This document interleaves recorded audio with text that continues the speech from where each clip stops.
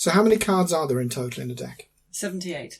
So are you saying then that you have remembered the meanings of all 78 cards? Yes, I did. Certainly when I was starting out in my 20s. It is a question of thumbing through the book, and I had a different book than one of those that was actually had much more meaningful sort of descriptions of the cards. So yes, I would learn all the basic meanings, but over a period of time, when you're doing readings for other people, you tend to sort of see patterns develop with certain cards. You look at the way that they interact with each other. So you're not just trotting out the same meaning for everybody. I mean, the Six of Wands, for example, I take to mean as a sort of victory card. It means like, yeah, I won. I got there. I did it. I achieved. So, and you knew that without me having to look it up. And so that's really interesting, because there's 78 cards, and these are the most common. Yeah. These are the ones that most people will have seen and associate the images of tarot with. Mm-hmm. And I suppose they're a bit Janet and John in that each card has a picture that kind of tells you what the card is about. Is that right? So probably, yes.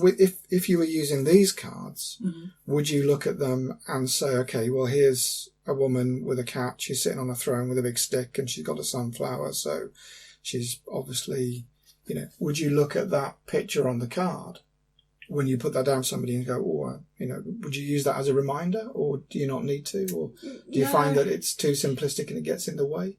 There's a school of thought that if you're stuck in a reading with somebody, that you actually look at the card itself to see what symbols or things are in it to prompt you.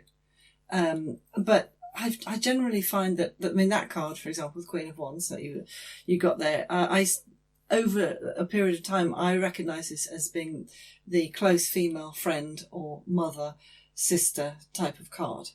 That's what she generally comes up as a person in somebody's life. So do I use the actual imagery? No, not really, but I think some people do.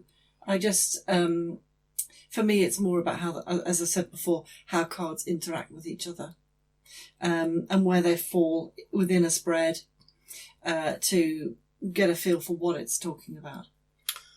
And am I right in saying that you actually don't use those cards generally when you're doing a reading? No. What are the cards that you use? I use Tarot of the Cat People. That's these ones? That's these ones. Do you want to pick those up? Yeah, sure.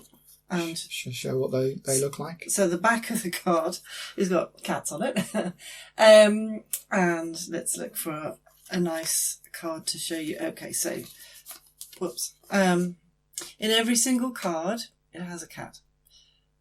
I like cats. And I bought this, not this actual deck, but the Tarot of the Cat People. So this deck, but not the actual one I'm holding in my hands.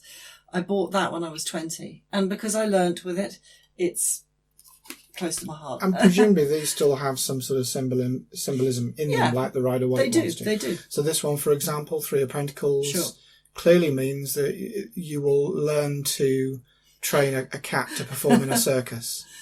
That's what your future holds. Yeah, there. It's more about it is training, it is learning. It actually, yes, it is. Okay. Not a cat to perform in a circus, though. Not a cat, no. But it is in the Rider-Waite deck. It's you see sort of a young person learning a new trade, a new skill. So it's about mastery of something. It's often connected with students, or it's also a real community card as well. Threes always are. So I did consider getting a stopwatch and timing how long it took you to remember the meanings of cards. Yeah. But I don't think that's really necessary because it seems pretty instant. Well, it is, yeah. I mean, it's experience, isn't it? So if I pick any card, if we don't even look at the cards now, if I just name a card. Okay. And let's see how you go about remembering that. So, I don't know, Seven of Swords.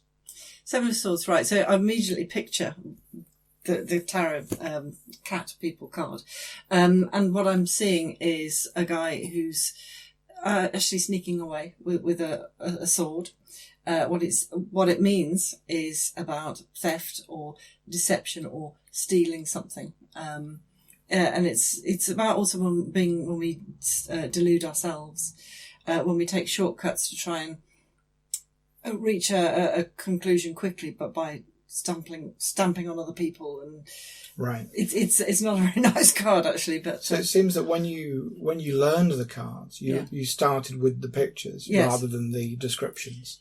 Yes. Because I'm thinking that to be able to remember 78 different cards, that's an interesting skill. Yeah. And certainly anybody who's revising for an exam or remembering any sort of, procedure or something like that at work, to be able to remember 78 of something would be really handy. But rather, say for example, when I did my HR exam and I was learning references to research, those references were just words on a piece of paper that I remembered.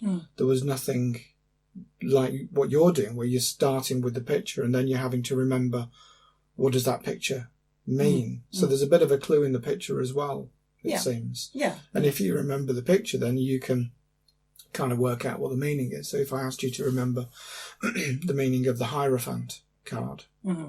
Yeah, again, I see instantly the picture, but I know that the Hierophant is again about teaching.